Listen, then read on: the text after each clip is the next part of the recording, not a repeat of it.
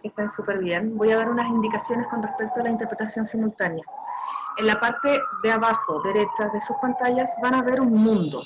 En ese mundo ustedes van a poder seleccionar el canal. Si ustedes no quieren escuchar la versión en inglés, porque no entienden inglés, hacen clic y escogen el canal español y van a estar escuchándome a mí interpretar simultáneamente lo que Coleen Lassegard esté diciendo. Y si no, simplemente queda en inglés. ¿Ok?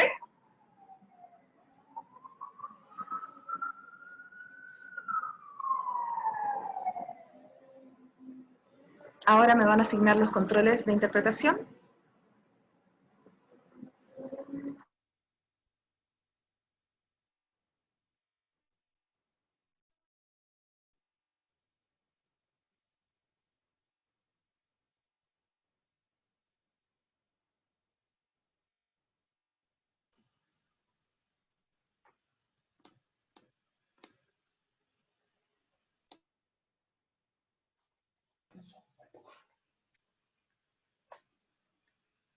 Hello to everyone that is joining us in our 4th seminar.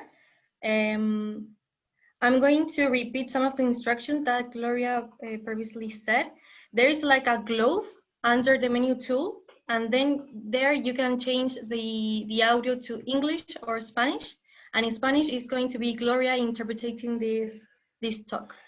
So with no more further ado, we shall start. So with that being said, we welcome all of our attendees to the 4th talk of the online version of the International Seminar of Engineer Leaders in the 2020 ISEL. My name is Micaela Consolo, and I'm the Entrepreneurship Leader of the Student Council, CG4, that's Quality Education. And for this talk by experts, we meet Coleen Lassegard, who is Vice President Sales Americas at KAIT. KAIT and other emergency artificial intelligence educational technologies offer a chance to improve teaching and learning across the globe.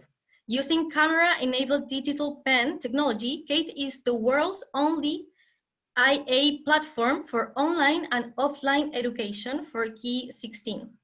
Developed at MIT, KAIT's AI algorithms identify relative knowledge gaps to access student understanding and improve learning efficiency. Using KAIT's proprietary digital pens, real-time live streaming of a student's work and extracted data optimizes students' outcomes by evaluating them as individuals, and the AI provides personalized lessons based on their strengths and weaknesses. KAIT can be used both in classrooms and also for remote learning. Coleen will give us a 30-minute presentation on the topic, the emergency role of artificial intelligence in education. During the presentations, you can ask questions in the chat or in the Q&A options. And it is important to emphasize that we are going to record this talk and we'll upload it in our YouTube TV channel. So without further ado, we welcome Coleen Lassegard. Gracias, Micaela. I'm really honored to be here today with everybody. Thank you, Micaela. I'm happy to be here. Many thanks to you for inviting me to participate in this workshop today. I am here based in San Diego, California. And so very happy to be here. So I will commence my talk today. We'll be focusing on the idea of the future of artificial intelligence in education, el futuro de la inteligencia artificial en educación. And then specifically, we'll look a little bit at the United Nations Sustainable Development Goals and goal number 4, quality education. And we'll talk just a little bit about what is artificial intelligence, and then what are some considerations for artificial intelligence in education. And then I will also introduce to you the technology that we have developed at KAIT. So KAIT is the company with whom I work, and I will showcase how we are using technology to customize and individualize education.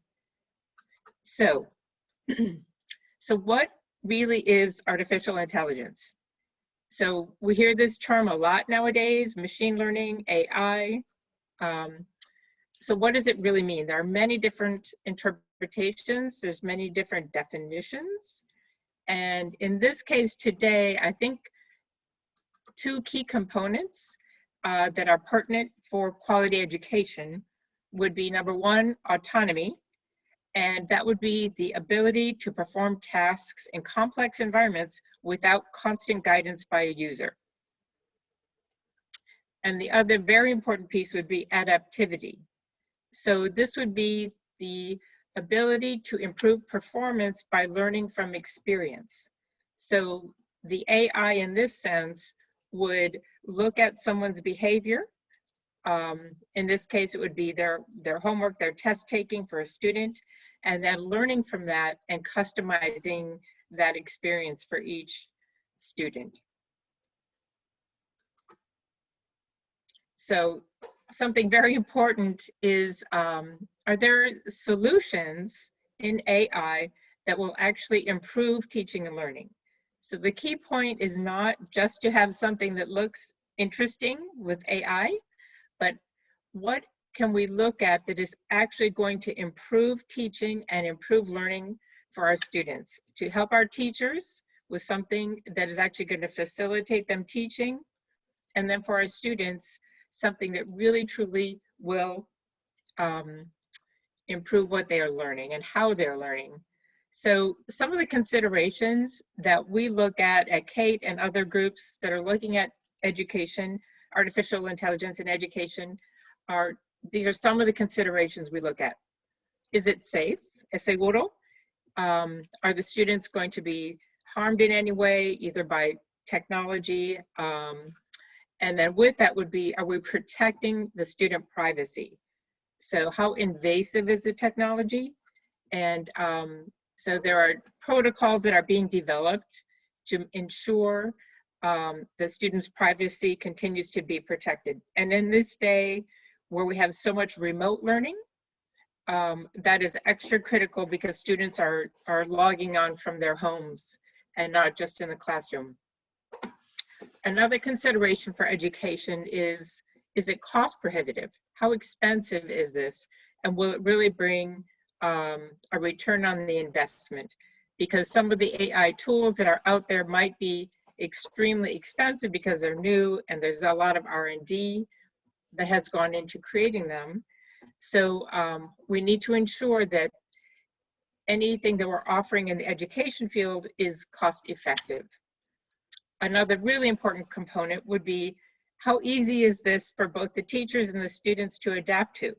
Is it easy to learn? Is it easy to use? And so that is something, as we look at how much we can spread, how many places in the world that could use this technology. Is it easy for those students in all countries and teachers in all countries to be able to adapt to using it? And then the final piece that, or one of the final pieces I look at is, does it offer value? So are you paying for something that really truly is going to give you a return on your investment in terms of both saving time, saving money, and again, facilitating, improving teaching and learning. So as we talk today about the goal number 4 with the United Nations Sustainable Development Goal, the general statement about it is we want to ensure inclusive and equitable quality education and promote lifelong learning opportunities for all. So the pieces that we just touched on for some AI considerations, we always want to go back to this.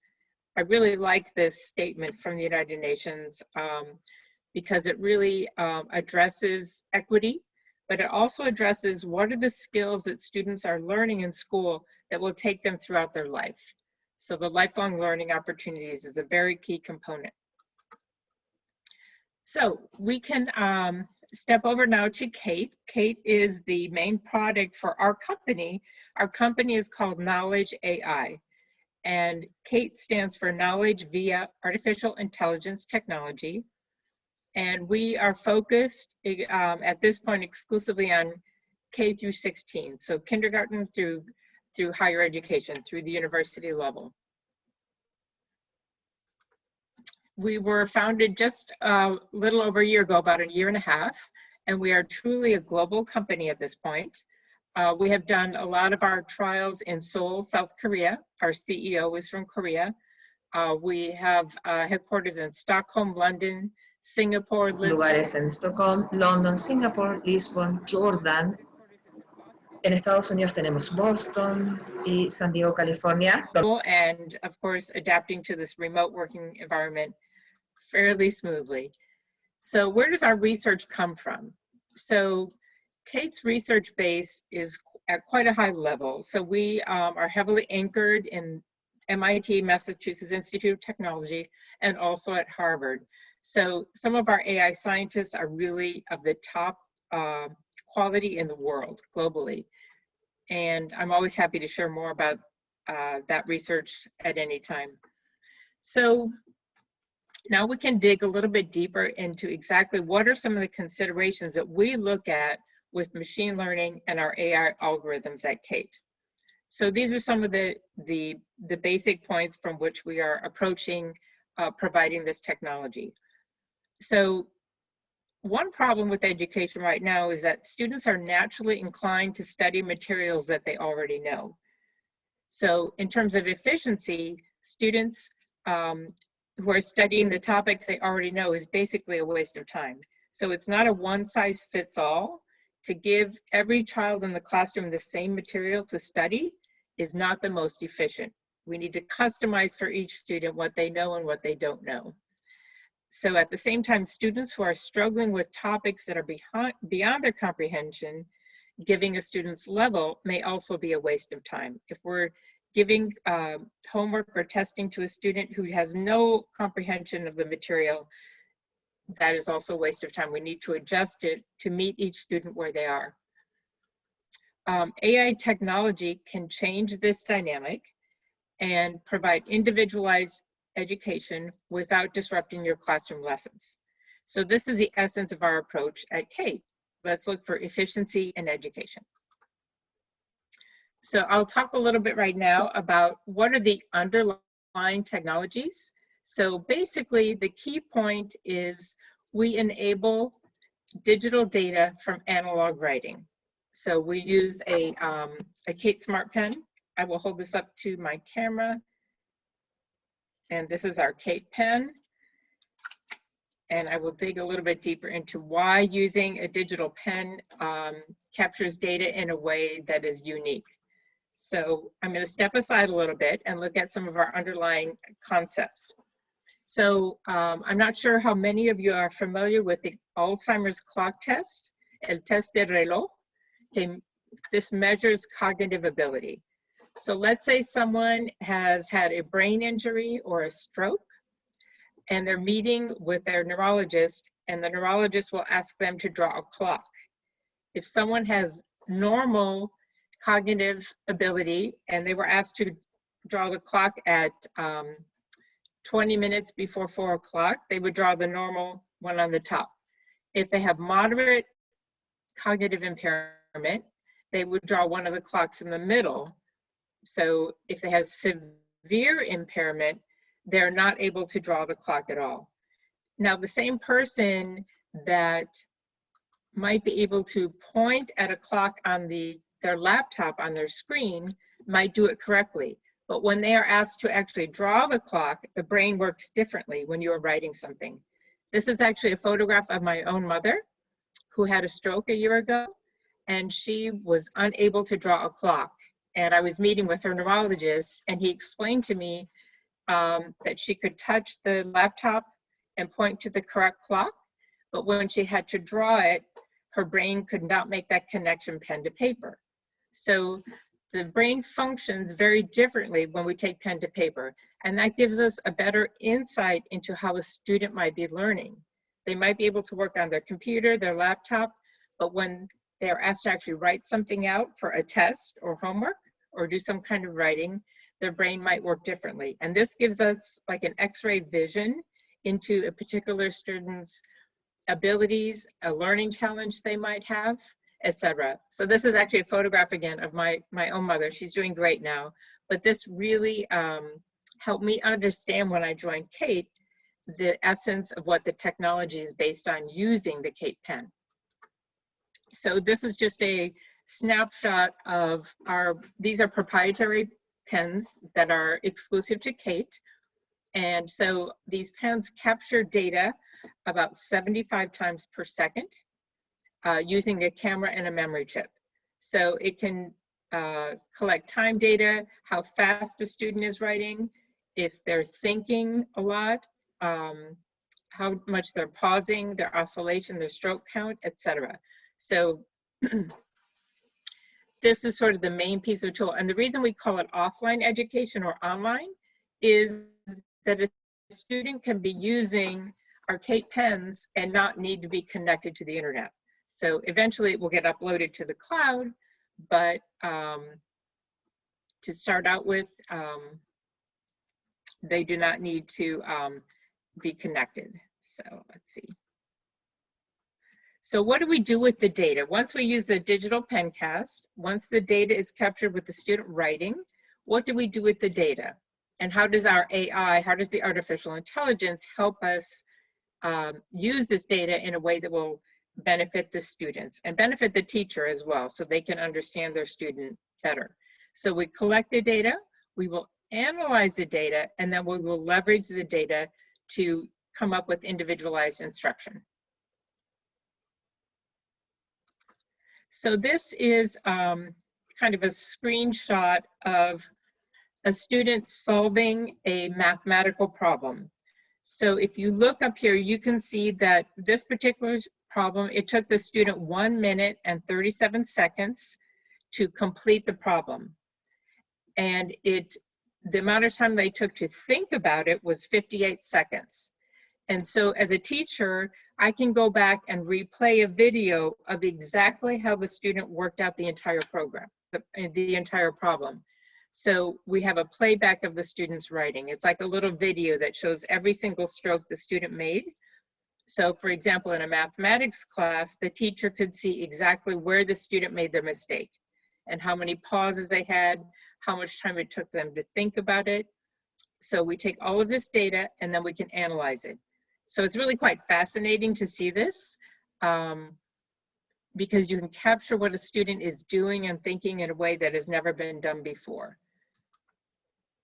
So once we get this data, there are different things we can do with the data once we've collected it. We can analyze the data in different ways because a test score may or may not actually represent how much the student has learned. Either they got it right or they got it wrong. A yes or a no. But if you dig deeper, you can understand that perhaps some other things are happening. For example, maybe the student did not understand the question. Maybe the student does not use their time management well. Maybe they went really fast at the beginning and they slowed down at the end. So there's all kinds of metrics that we can look at, including cognitive behavioral metrics. So some of those might be, so this again, this is the piece where we are analyzing the data. So what is their test taking skill? And here we can look at a student's individual statistics and metrics versus the class average. So are they making connections? Are they understanding the questions? In the United States, one of the things that we look at are the English learners, and often the student may understand the mathematical concept, but they just might not be able to read the question correctly. So that isn't a clear picture of whether or not they have mastered the topic. So these are a number of the different metrics that our AI will then look at and use that data to customize individual homework and test taking. If we look back here, we can see one of the metrics we look at is grit. And grit is an emerging concept in education. And I was asking Gloria earlier about how do we translate this. And In English, it means your persistence and ability to deal with difficult questions without giving up. Maybe la firmeza de carácter, no dejarse por vencido easily. So there is a very wonderful book called Grit, written by Angela Duckworth, and I recommend that you look into this book.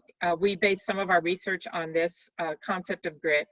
And the reason it's important to understand this is if a student has grit, that is a lifelong learning strategy. So when we look back at the Sustainable Development Goal in quality education, one of the pieces is, are students learning things in the classroom that will help them throughout their life? So one of those could be time management, test-taking skills, and also to identify which students, even if they may not get the answer correct, but if they're not giving up easily, that's a really important piece in their lifelong learning goals. So now we can move over to as we look at what were some of the components of artificial intelligence, one of them was adaptivity. And I kind of look at this also as an equity question as we look at the Sustainable Development Goal of providing equity in education globally. So in this case, the adaptivity would be the capacity to improve performance by learning from experience. So I kind of liken this to the Netflix model. So if you have been watching a certain number of movies on Netflix, then Netflix will come up with some recommendations for you on what you might like to watch also. So in this case, the AI algorithms that KAIT uses over time can look at a student's test results, their homework, their writing, and then come up with precise and individualized, customized homework and curriculum for the students. And one of the ways we do that is we look at the zone of proximal development. So the zone of proximal development is combining questions, homework questions, for partly what a student already knows and then also what they don't know. So kind of working in there a mix of those kind of questions. So it will be very different from the homework we might give Michaela, might be very different from what we give to Agustin. But each of them then has the opportunity to learn at their own pace. So let me just, so here, again, this is looking at some of the ways that we use, we call it AI-based learning enhancement. So this is how we leverage the data, again, to look at the trade-off between finding customized homework that a student is likely to do well on and problems that they are likely to find challenging. And what we did, some of our early pilots in South Korea, we found that over a couple of months, students' test scores would improve by 20-30% with just a short period of time on their standardized testing. So if you are customizing the homework and the study materials for a student, their test scores and their how they're actually acting in the classroom can improve pretty rapidly. So I'll just share this piece really quickly.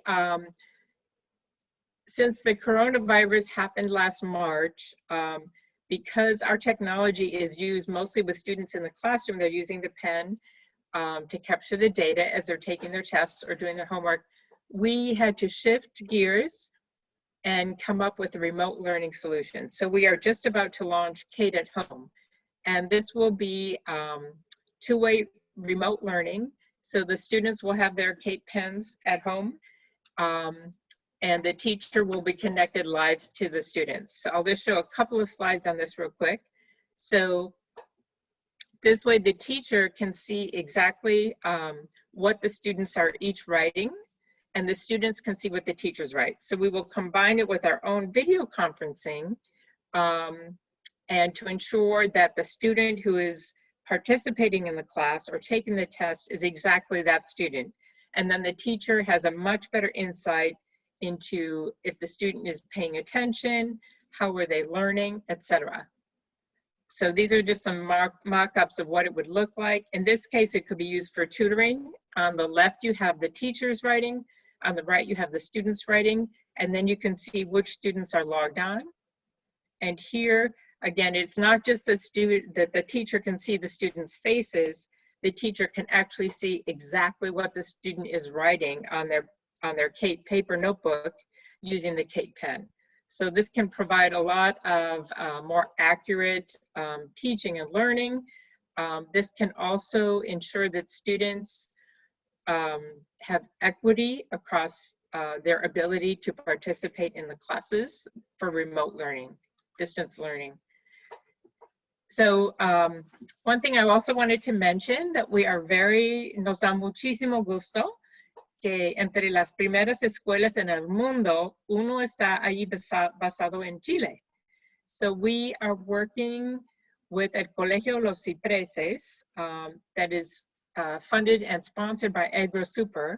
So we will be commencing our teacher training and then providing KAIT to the students at the Colegio Los Cipreses starting in the beginning of 2021. And so because KAIT is new, there really are not too many schools using it. So I'm really, really happy that Chile is one of the countries in the world that will be the first pioneers using the KAIT technology. And one other thing is we look at the Sustainable Development Goal, again for the United Nations. One of them is the equity. And I think about how we can use KAIT on a global basis. So you can have students and teachers in any country who can connect together. So we can match students with teachers and tutors globally, which again, during these times of the coronavirus, we want to ensure that students in every corner of the world have access to individualized instruction and also to make it easier for the teachers. So again, as we just hop back to the goal number 4, to keep in mind that as we use artificial intelligence, to keep in mind that we want to ensure that it is inclusive, that students from all areas can access it, and that it provides a quality education, not just something that looks interesting, but it is actually improving teaching and learning. And then again, to promote what are the skills that students can learn that will help them later on in their life, something that will take them a largo plazo. So with that, that is the end of my presentation. And I want to thank everybody. This is, if anyone is interested in contacting me, that's my email address. So please feel free to contact me. And then you can go to our website and learn a little bit more about KAIT. Well, thank you very much, Coleen, for your presentation. It is very exciting to know that there is going to be a school in Chile that is going to use KAIT.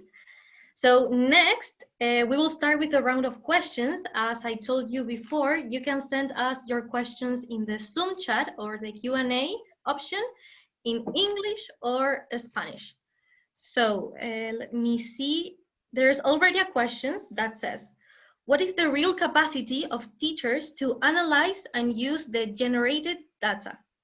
KAIT provides support in this process?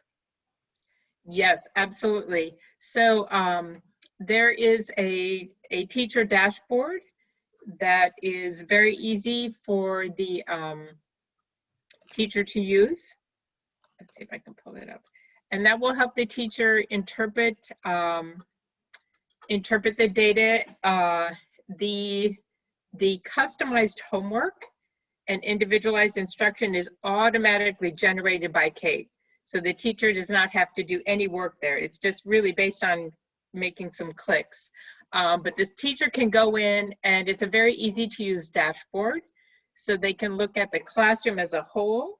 They can look at individualized students. But yes, KAIT provides training and support to teachers, absolutely. Perfect. There's another one that says, have you already seen results in the learning process? How do you measure them? Great question. So yes, we I'll revert back to some of the studies that we did initially in Korea. So we work, the Korean education system is very rigorous.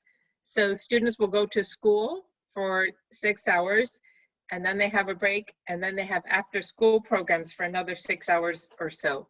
So the CEO of our company runs one of the largest after school programs called Time Education in Korea.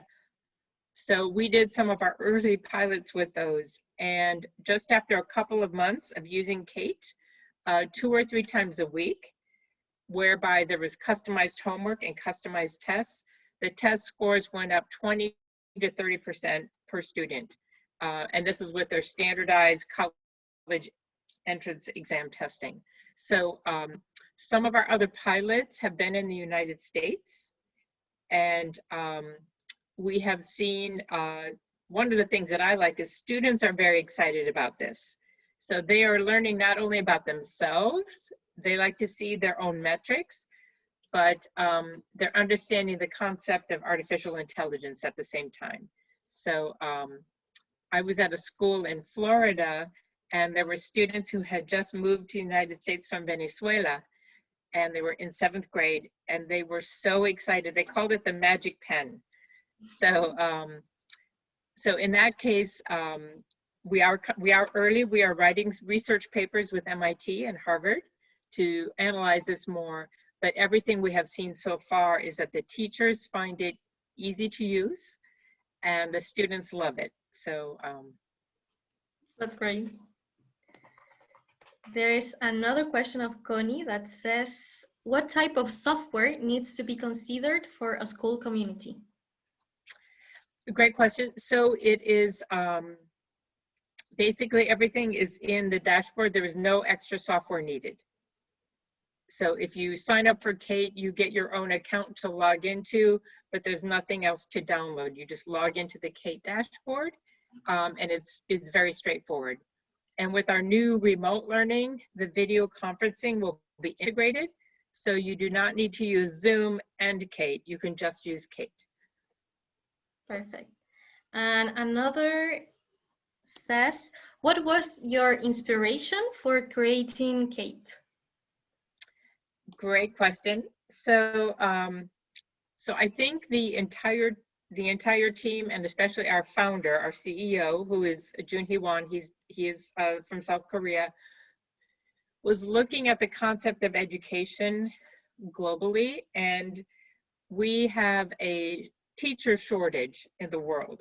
We need so many more teachers to help all of our students, and this is in every country. It's in the United States, it's in Asia, it's in Africa, and also in Latin America. So how can we use technology to support our teachers and help them deal with many students? So let's say you are a teacher here in California, your classroom might be 35 or 40 students at once.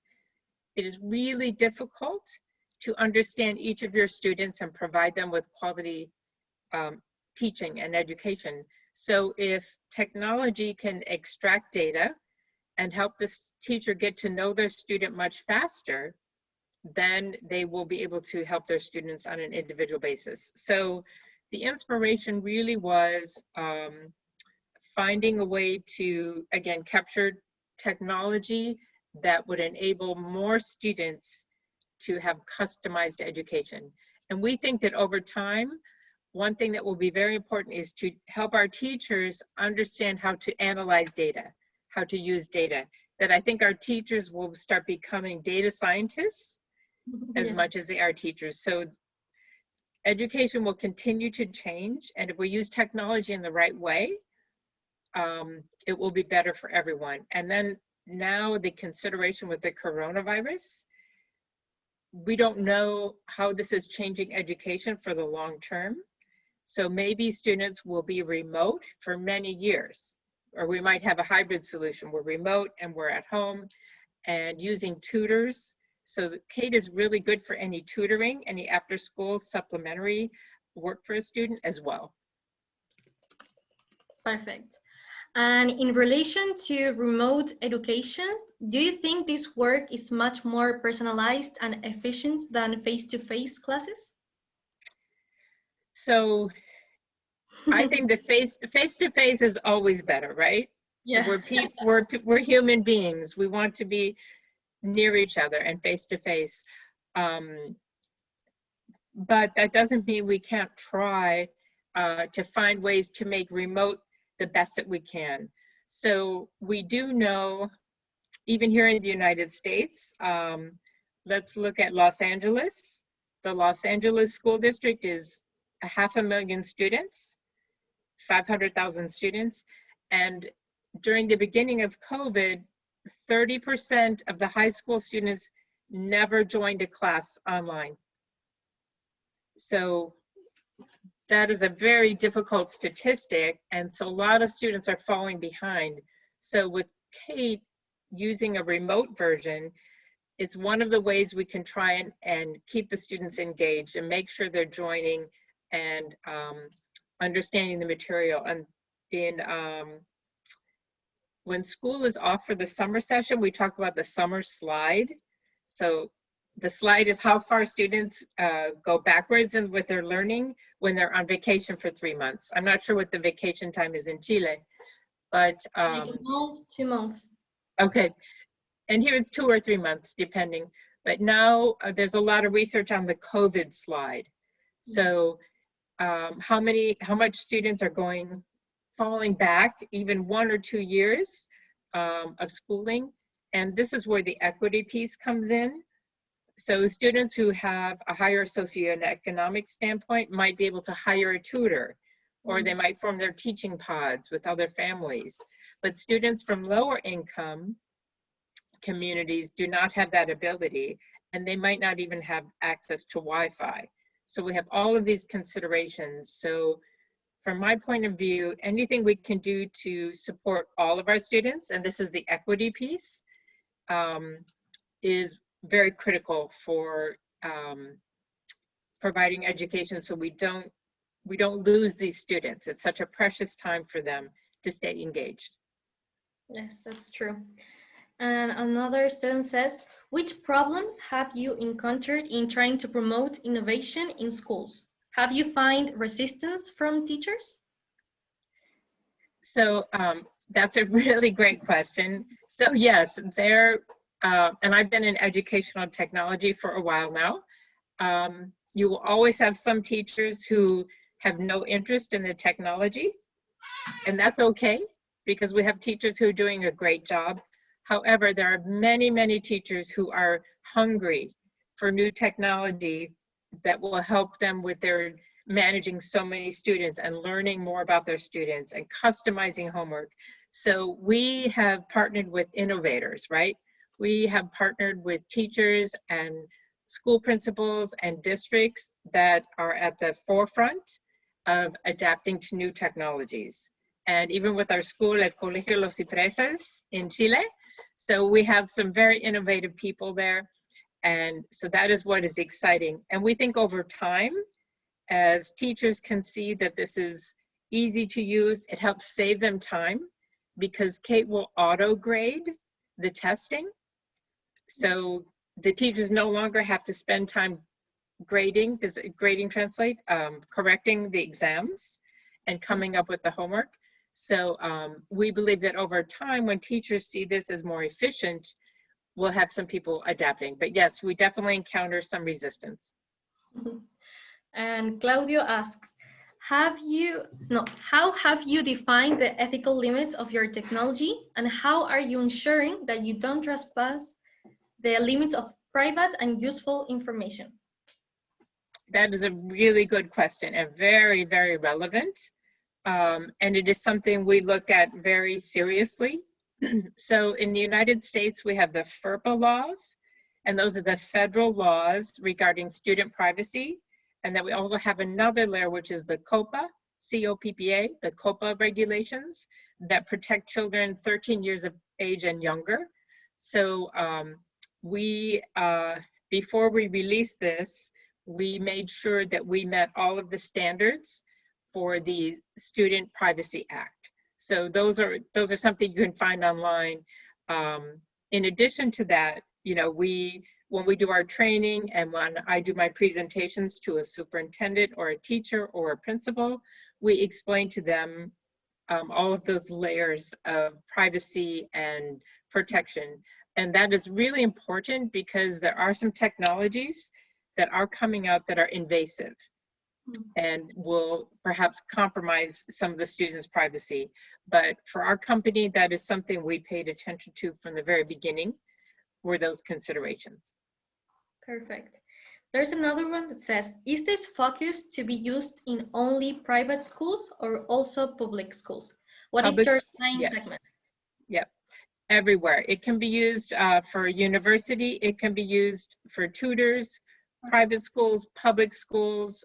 We are working with some of the largest districts now in the United States. So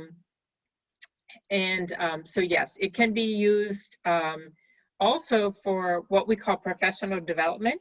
So we can even train our teachers using this. So teachers can stay engaged as well. So there's a lot of different applications. Perfect. And what challenges have you faced trying to implement this technology in foreign countries, especially in Chile, as they can have very different approaches to the learning processes? Great question. So we are still fairly new to going global. So we have had pilots in Europe, in Sweden and England, and those have gone quite smoothly. And we've had many pilots in Korea. And since we have an office there, we have a lot of support there. But Chile will be really one of our first other countries that we will be starting in. So we will have to learn more about the processes, but I think the best thing we can do is have a lot of communication with the teachers. And we have one-on-one training. So the teachers can have specialized instruction and training. So that will be something very important. But that's a really good question because the cultural differences, the methods of teaching, the access to Wi-Fi, having access to the students in their homes with the remote piece. So there will be logistical things to work out, but in 1 year we can meet again and I will have more stories to share.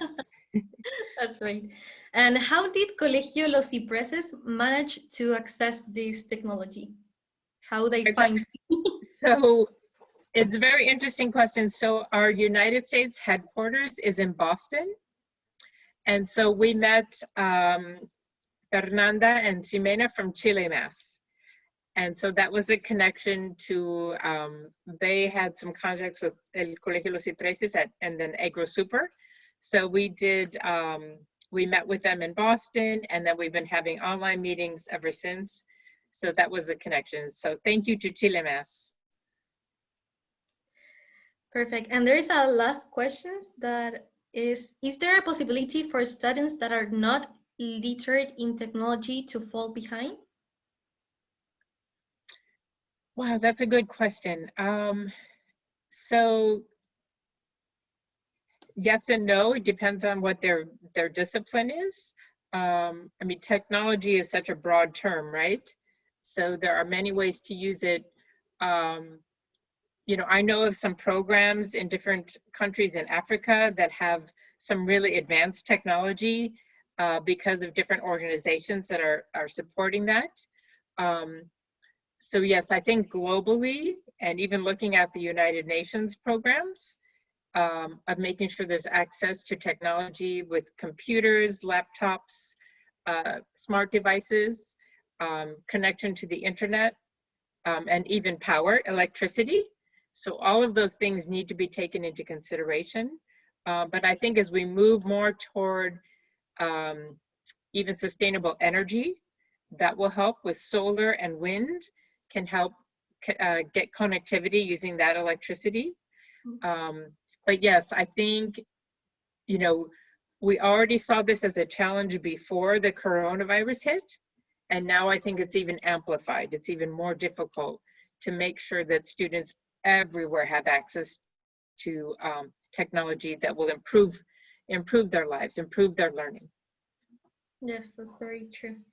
So, well, there were a lot of questions. I don't know if another student has one. But in the meantime, thank you very much, Coleen. It has been a pleasure to share and learn from all your work. We thank all the invited universities and our collaborators in the event, Chile Más and Chile, California. I remind you that in 40 minutes, we are going to start with the networking tables of the Quality Education CEG. So those registers in these tables will receive the link of the Zoom in their mails. And I don't know if you want to give a last minute message for our attendees.